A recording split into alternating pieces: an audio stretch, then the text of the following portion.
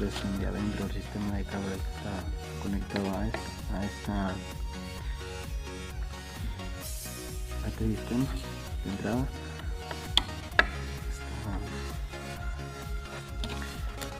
Se destrabó, bueno, bueno,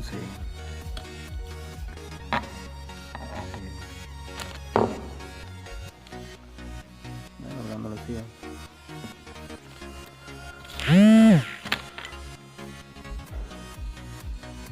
se desconectó y no tiraba el sonido. Entonces ahora vamos a probar a ver qué tal quedó.